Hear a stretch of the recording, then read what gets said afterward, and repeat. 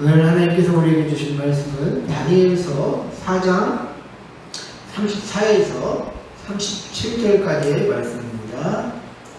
그 기한이 참에 나 느부갓네살이 하늘을 우러러 보았더니 내 총명이 다시 내게로 돌아온지라. 이에 내가 지극히 높으신 이에게 감사하며 영생하시는 이를 찬양하고 경배하였다니 그 권세는 영원한 권세요 그 나라는 대대에 이르리로다. 땅의 모든 사람을 모두같이 여기시며 하늘의 군대이든지 땅의 하늘이든지 이는 자기 뜻대로 하시나니 그의 손을 임하는지 혹시 이르기를 내가 무엇을 하느냐고 자가 아무도 없다. 그때 내 총명이 내게로 돌아왔고 또 내 나라의 영광에 대하여도 내 위엄과 광명이 내게로 돌아왔고 또 나의 모사들과 관원들이 내게 찾아오니 내가 내 나라에서 다시 세움을 받고 또 지극한 위세가 내게 더하였느니라. 그러므로 지금나 누구나는 하나님을 사랑하며 신성하며 경배하며 그의 일이나 진실하고 그의 하심이 의로우시고 그만에 대한 자를 그하기 주시리라. 아멘. 네, 오늘은 하나님을 향한 찬양과 감사의 기도라는 제목을 가지고 여러분들과 말씀을 나누고자 합니다. 네, 오늘 본문의 배경은요, 이 바벨론 느부갓네살 왕이 청가를 통일하고 왕궁에서 누워 잘 때 한 꿈을 꾸게 되면서부터 시작됩니다. 그 꿈 때문에 느부갓네살은 굉장히 심란한데요. 그래서 왕은 그 꿈을 해석해 줄 사람을 찾습니다. 그러나 자기가 꿈에 대해서는 그 내용을 이야기해 주지 않아요. 꿈의 내용을 알지도 못하는데 그것을 해석할 수 있는 사람이 어디 있겠습니까? 그래서 바벨론의 지혜자라고 하는 사람들은 그 꿈의 어떤 그런 내용도 알지 못하고 해석하지도 못하는 그런 상황에 이르게 됩니다. 그럴 때 다니엘이라고 하는 이제 바벨론식으로 이야기하며 언어는 벨드사살이라고 불리는 유대에서 잡혀온 젊은 관원이 이 느부갓네살 왕을 찾아옵니다. 그리고 느부갓네살 왕의 꿈을 이제 해석해 주는데요. 그 꿈의 내용을 보면 땅의 중앙에 한 나무가 있는데 이 나무가 크고 울창해서 많은 새와 들 짐승들이 그 나무의 그늘에서 쉬게 되는 것이었습니다. 그러나 하늘에서 한 천사가 내려오더니 그 나무를 베고 구루터기만 남겨서 들에 남겨두라는 명령을 받아서 실행을 합니다. 그리고 그 구루터기는 7년 동안 짐승의 마음을 받아 생활할 것이다 라는 것이 이제 그 꿈의 내용이었거든요. 그래서 이 나무는 바로 느부갓네살 왕을 뜻합니다. 느부갓네살 왕이 사람에게서 쫓겨나서 들짐승과 함께 살며 소처럼 풀을 먹고 7년 동안 야인 생활을 하게 될 것이다 라는 것이 그 꿈의 어떤 내용과 해석이었는데요. 바벨론의 이 느부갓네살 왕은 이 예언을 듣고 예언의 해석을 듣고 이제 1년이 지나서 바벨론 왕궁을 걸으며 이런 생각을 합니다. 다니엘서 4장 30절과 31절을 보시면요. 나 왕이 말하여 이르되 이 큰 바벨론은 내가 능력과 권세로 건설하여 나의 도성으로 삼고 이것으로 내 위엄의 영광을 나타낸 것이 아니냐 하였더니 이 말이 아직도 나 왕의 입에 있을 때에 하늘에서 소리가 내려 이르되 느부갓네살 왕아 내게 말하더니 나라의 왕위가 내게서 떠나느니라. 쉽게 말해서 이 느부갓네살 왕은 자기의 모든 업적이 자기의 능력과 힘으로 이뤄냈음을 뿌듯하고 자랑하고 있었던 때였습니다. 이때 하나님께서 느부갓네살 왕에게 이전의 꿈의 내용대로 느부갓네살이 왕궁에서 쫓겨나게 하십니다. 그렇게 짐승처럼 7년간의 시간을 보낸 후에 느부갓네살 왕이 하나님을 찬양하고 기도하는 내용이 바로 오늘 말씀의 그 배경이다라고 볼 수 있다라는 것이죠. 이 바벨론의 느부갓네살 왕은 이방 나라의 왕이었어요. 그는 이스라엘 사람이 아니었거든요. 그러면서 하나님의 손 아래에서 그는 진정한 왕이 누구인지 깨닫게 됩니다. 그 당시에 패권국이었던 이 바벨론 왕의 영광은 정말 그 세계 어떤 나라와 비교할 수 없을 정도로 엄청난 것이었는데, 그런데 하나님께서 그것을 그 왕에게 허락하셨기 때문에 그 패권국의 왕이 될 수 있었다라는 것이죠.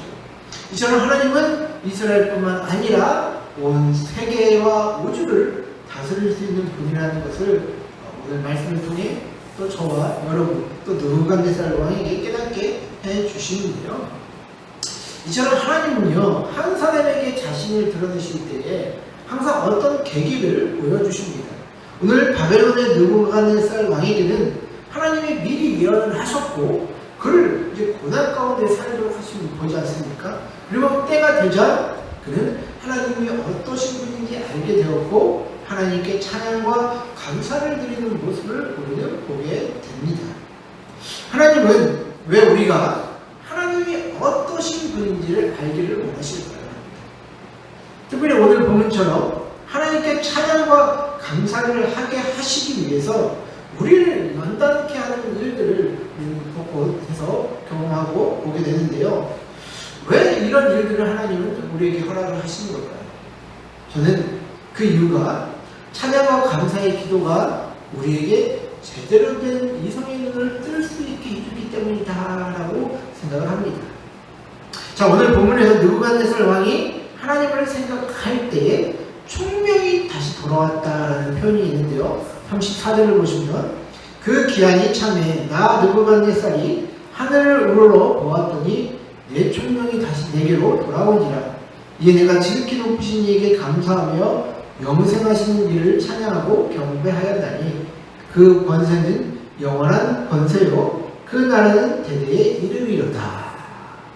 자, 여기서 보시면 총명이라는 이제 단어가 히브리어로 이제 많다라는 단어를 썼는데 이게 이제 관계적인 알을 이제 이야기하는 히브리어 야다에서 온 단어입니다. 느부갓네살 왕의 이 총명은 이제 하나님을 경험적으로 알게 되었다라는 것을 이야기하기 위해서 이 총명이라는 단어를 썼는데요. 모든 업적의 중심이 자신에서 이제는 그 시선이 하나님이 자신을 세우시고 또 해하기도 하시는 분임을 이제 이 느부갓네살 왕은 깨닫게 된 것이죠. 다라는 것이죠. 그래서 저는 하나님에 대한 믿음이 인간의 이성을 마비시킨다라는 그런 말에는 동의하지 않습니다. 오히려 하나님에 대한 믿음 없는 인간의 이성이 인간성을 말살하고 있지 않나라고 저는 생각을 하는데요. 하나님에 대한 믿음이 인간의 이성을 마비시킨다라고 주장하는 사람들은요, 기독교가 이제 그동안 행해왔던 어떤 그런 잘못을 끄집어냈잖아요. 뭐 예를 들면 갈릴레이가 지구가 태양을 본다라고 했던 주장을 이제 교회가 이제 그걸 잘못된 것이다 하면서 이제 억압한 사건들이 있지 않습니까? 그리고 뭐 십자군 전쟁 같은 것을 예를 들면서 종교가 뭐 인간의 이성을 마비시켜서 이러한 일들을 발생시킨다라고 주장하는 사람들이 있습니다. 네, 잘못된 가치관과 믿음은 인간의 이성을 잘못된 방향으로 이끌어갈 수도 있겠죠. 그러나 하나님에 대한 믿음이 인간의 이성을 마비시킨다는 것을 이런 예외적인 사건을 가지고 일반을 할 수는 없다는 것이죠. 오히려 하나님에 대한 믿음이 인간의 인간됨을 회복시킨다라고 저는 주장합니다. 왜냐하면 사실 여러분들 이 현대 그 서구 사상이는요, 기독교적인 가치관에서부터 시작되지 않았습니까? 인권, 뭐 평등, 사랑 이런 가치가 모두 기독교적인 가치관에서 시작된 것이다라는 것이죠. 그래서 인간이 이 바탕 위에 인간의 이성을 말할 때 르네상스라는 시대가 찾아오게 되었고, 또 인간의 존엄성을 펼칠 토대가 바로 이 기독교 정신에서 시작되었다는 것입니다. 그런데 여러분, 오늘날의 현대의 어떤 인간상을 보십시오. 우리 지난 세기 동안 유럽의 어떤 그 좌파적인 혁명을 통해서 전 세계가 공산화로 몸살을 앓았던 것을 여러분들이 기억하실 것입니다. 또 하나님 없이 인간이 뭐 스스로 고등생물로 진화되었다는 사고가 팽배해져서 사람들은 자기 자신을 신의 자리에 놓고 살아가는 시대가 오늘날의 시대다라는 것이죠. 그래서 정말 이런 시대에 정말 인간이 인간됨을 이야기하는 그런 인간의 존엄성을 이야기할 수 있는 시대가 정말 이 시대냐 말입니다. 저는 이런 면을 어디서 보게 되느냐면요, 젠더 이슈를 통해서 보게 되는데요. 우리나라도 지금 포괄적 차별금지법이라는 법을 만들어서 뭐 차별을 없애자라고 하면서 이렇게 법을 만들어서 뭐 정치가들 활동을 하는데, 근데 이제 우리가 이 차별금지, 이게 말은 좋잖아요. 이쁘잖아요. 포괄적 차별금지. 뭐 이런, 이게 말은 좋잖아요. 근데 이 차별을 금지한다는 말에 속아서 우리가 놓치고 있는 것이 그 속에 들어있는 젠더 사상입니다. 여러분, 젠더라는 것은 무엇이냐면요, 우리가 인간을 구분할 때 보통 이제 뭐 남자, 여자로 구분을 하잖아요. 성으로. 근데 이런 토대 자체가 아예 없는 거예요. 그냥 남성, 여성이 없이 그냥 젠더라는 어떤 그냥 하나의 어떤 그냥 무리로 생각을 해서 이제 사람을 바라보자라는 것이죠. 그래서 그렇기 때문에 뭐 예를 들면 오전에는 내가 활력이 넘쳐서 남성적인 느낌이 나면 뭐 남성의 역할을 할 수도 있는 거고, 저녁에는 우울하여 여성적인 느낌이 나면 뭐 여성적인 어떤 그런 선택을 해도 됩니다. 그렇게 되면 남자가 여탕을 들어가든 여자가 남탕을 들어가든 뭐 화장실을 여자 화장실을 들어가든 이게 다 이제 뭐 상관이 없어진다는 것이죠. 이게 실제로 그냥 제가 뭐 꾸며내는 말이 아니라 유럽과 미국 사회도 지금 이것 때문에 굉장히 골머리를 앓고 있다라고 하는데, 지금 그런 사상을 우리가 굳이 받아들여서 이것을 뭐 차별 금지 안에 이거를 법적으로 포함시키겠다는 것은 말이 안 된다는 것이죠. 정말 이것이 인간이 인간대로 살 수 있는 인간상을 회복하는 것일까? 라는 것은 우리가 질문해 봐야 된다는 것이죠. 진짜 인간의 이성의 회복은 우리가 하나님을 제대로 아는 것에 있습니다. 하나님을 제대로 아는 사람들만이 하나님을 찬양할 수 있고, 또 하나님을 제대로 아는 사람만이 제대로 된 세상의 시야를 가질 수 있다는 것이죠. 이미 우리는 세상의 눈으로 우리 자신을 바라보고 생각하는 것에 익숙해져 있습니다. 그래서 물질 때문에 뭐 차별감을 느끼게 되고 소외되고 또 고립된 시야를 가질 수밖에 없는 것이 우리의 인간의 모습이다라는 것이죠. 그래서 하나님을 우리가 바로 알 때만 올바른 이성과 판단력이 생긴다라는 것입니다. 왜냐하면 하나님에 대한 정확한 고백이 우리의 존재를 명확하게 깨달을 수 있기 때문이죠. 느부갓네살도 하나님을 알면서부터 진정한 총명이 무엇인지 회복되었습니다. 그렇게 우리는 하나님이 어떤 분인지 알아야 하며 하나님을 향한 찬양과 감사가 우리 삶에 끊어지지 않도록 해야 한다는 것이죠. 그렇다면 여기서 우리는 한 번 더 생각을 해봐야 됩니다. 과연 하나님께 찬양하는 기도가 어떤 것일까 하는 것입니다. 우리는 하나님을 찬양한다고 할 때 우리가 뭐 억지로 하나님에 대한 위대함을 쥐어짜서라도 해야 하는 것이 아닌가라는 생각을 하고 있지 않습니까? 저도 예전에 이런 생각을 했거든요. 하나님을 뭐 찬양하라는 기도를 해야 한다고 하는데, 내가 하나님에 대해 이해하는 것은 한계가 있는데 이것을 억지로 뭐 미사역을 붙여가지고 해야 하는 게 정말 하나님을 찬양해야 하는 것인가? 그런 고민을 했던 적이 있다는 것이죠. 모든 어떤 그리스도인들은 이런 질문에 답하기 쉽지 않은 것입니다. 왜냐하면 우리가 하나님을 찬양하는 것이 억지로 뭐 이렇게 미사역을 붙여서 하는 것이 찬양인가 하는 생각을 하기 때문이죠. 그래서 영국의 유명한 작가 C.S. 루이스도 이런 고민을 했었나 봅니다. 그 C.S. 루이스가 이제 10편 사색이라는 책에서 이런 이제 고백을 합니다. 하나님이 그분의 백성들에게 그토록 자주 찬양을 요구하시는 까닭은 무엇일까? 스스로 고결하고 똑똑하고 사랑스럽다고 주장하며 끊임없이 그걸 확인받고 싶어하는 사람은 손가락질 받기 십상이다. 그런데 마치 하나님이 선하고 위대하다는 얘기를 듣는 게 난 제일 좋더라고 말씀하시는 것처럼 시편에는 하나님을 찬양하는 내용을 보게 된다는 것입니다. 그런데 그가 그것을 묵상하다가 깨달은 것이 이것이다라는 것이죠. 예를 들면 우리가 그림을 보거나 노래를 듣거나 책을 읽고 멋있다라고 할 때 거기에 무슨 뜻이 들어가 있는 것입니까? 그러한 대상들을 존중하고 칭송하는 행위가 되는 것 아니겠습니까? 이처럼 하나님이 세상의 그 어떤 아름답고 훌륭한 것들보다 훨씬 더 감탄과 칭찬을 받아 마땅한 분이라면 주님을 향한 찬양과 경배는 그저 깨어있다는 현실 세계를 제대로 인식하고 있다는 사실을 반증할 따름이다 라고 이야기하는 것입니다. 쉽게 말해서 무슨 말이냐? 하나님을 찬양하는 것은 그분의 성품과 그분이 하신 일에 대해서 와 멋지다, 오 나이스한데? 라고 하는 것과 같은 인간의 마땅한 표현이다 라는 것이죠. 그래서 하나님을 향한 찬양과 기도는 어떻게 보면 하나님을 향한 최고의 표현을 하라라고 하는 것과 같다라는 것입니다. 뭐 억지로 미사라고 붙여서 억지로 찬양하는 것이 아니라 하나님이 어떠신 분인지, 하나님이 멋있는 분이구나, 하나님은 우리를 살릴 수 있는 분이시구나, 우리를 구원하실 수 있는 분이시구나 라고 하면서 그분의 어떤 그런 행위와 성품에 대해서 우리가 찬양할 수 있는 것이 그렇게 최고의 어떤 자연스러운 고백이다라고 얘기를 하는 것이죠. 그래서 우리가 하나님을 바라보며 기도할 때 하나님이 어떤 분이신지 고백할 수 있고 하나님의 위대하심을 고백할 수가 있다라는 것이죠. 그것을 통해 우리는 세상을 바라볼 수 있는 눈이 생기게 됩니다. 인간의 상황은 좌절과 낙심과 고통 가운데 있을지라도 하나님을 바라보면 그렇게 표현할 수밖에 없다라는 것이죠.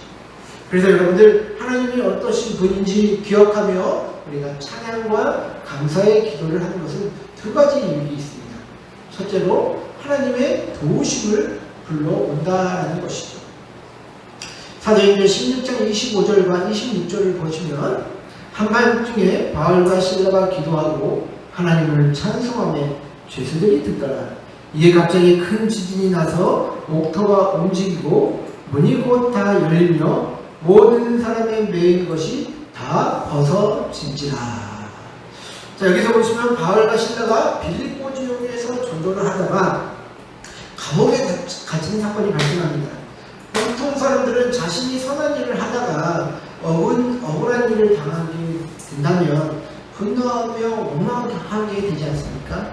바울과 실라도 하나님을 위해 전도라는 선한 일을 했습니다. 그러나 그 결과 그들은 감옥에 갇히는 일들을 경험하게 된다는 것이죠. 그들은 하나님을 충분히 원망할 수도 있었고 절망하며 낙심할 수 있었습니다. 그러나 그들은 그렇게 하지 않았습니다. 감옥에서 기도하고 찬송하며 하나님의 거룩하심을 고백합니다.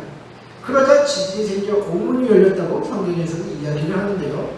이런 절망과 낙심한 상황이 올 때 하나님께 기도하고 찬양하는 것은 절망을 타개할 상황을 허락하심을 우리에게 보여주고 있다는 것이죠. 제가 대학 때 너무 근심이 많고 이제 걱정거리가 많으니까 이제 우울증과 이제 공황장애가 왔던 것 같아요. 지금으로 보면.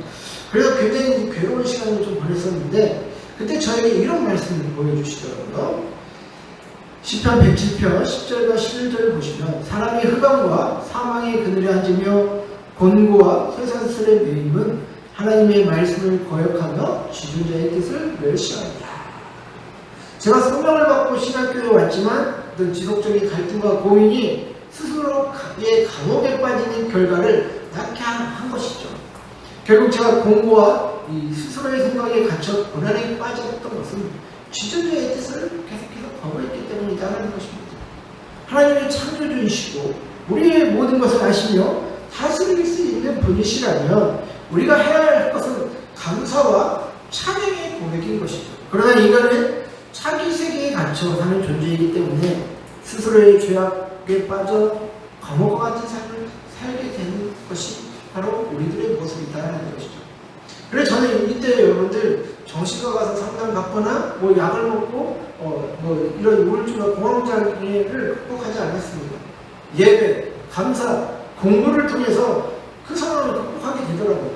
그렇기 때문에 우리가 하나님께 찬양과 감사의 기도를 하는 것은 하나님의 절대성을 믿음으로 받아들이는 것이기에 하나님의 도우심을 불러온다라는 것입니다. 우리들의 입술, 여러분들의 입술에서도 찬양과 감사의 기도가 끊어지지 않기를 원합니다. 둘째로 절망 가운데서도 우리에게 일어날 힘을 줍니다. 빌립보서 4장 6절과 7절 말씀에 아무것도 염려하지 말고 다만 모든 일에 기도와 간구로 너희 구할 것을 감사함으로 하나님께 아뢰라. 그리하면 모든 지각에 뛰어난 하나님의 평강이 그리스도 예수 안에서 너희 마음과 생각을 지키시리라. 자, 여러분들 세상에 염려하지 않는 사람 없죠. 모두가 고민하고 근심하며 염려하는 것이 사람의 본 모습입니다. 그러나 하나님은 우리에게 말씀하십니다. 아무것도 염려하지 말라. 그리고 염려할 바에는 기도하면서 감사함으로 하나님께 아뢰라고 우리에게 권면하고 있습니다. 우리가 눈앞의 상황이 변화되니 기미가 안 보이는데 어떻게 감사합니까? 내가 죽겠는데 어떻게 감사합니까? 우리는 인간의 판단과 상황에 얽매이다 보면 감사할 수 없습니다. 그러나 하나님을 보면 감사할 수 있다는 것이죠. 왜냐하면 그분은 세상을 창조하시고 만드신 절대자이시기 때문입니다. 그리고 그분이 저와 여러분들의 아버지가 되어주신다는 것이죠. 우리가 창조주 되신 하나님을 아빠라고 부르면서 나의 필요를 가지고 기도하는데 들어주시지 않을 이유가 어디 있겠습니까? 그래서 기도는 나의 상황과 나의 판단과 어떤 상황을 보면서 하는 것이 아니라 하나님을 먼저 바라봐야 한다는 것입니다. 하나님을 바라보면 염려가 감사로 또 근심이 찬송으로 변하기 때문입니다. 따라서 우리는 하나님을 아는 것이 중요한데 그 중심에는 성경 말씀을 통해 하나님이 어떤 분인지 우리는 먼저 알아가는 그런 노력이 필요하다라는 것입니다. 시편 107편 40절에서 43절 말씀을 보시면 여호와께서 그 고관들에게는 능력을 쏟아부으시고 기름난 방향에서 유리하게 하시나 궁핍한 자는 그의 고통으로부터 건져주시고 그의 가족을 양떼같이 지켜주시나니 정직한 자는 보고 기뻐하며 모든 사악한 자는 자기 입을 봉하리로다. 지혜 있는 자들은 이러한 일들을 지켜보고 여호와의 인자하심을 깨달으리로다. 자, 시편 107편의 저자는요, 하나님께서 다양한 사람들에게 하시는 일을 지켜보고 하나님을 깨닫기를 권면하고 있습니다. 저는 기도하는 자들이 말씀과 더 가까워져야 한다는 것은 성경 말씀을 통해서 일하시는 하나님을 나의 삶 가운데서도 경험하는 그 길을 보여주시기 때문입니다.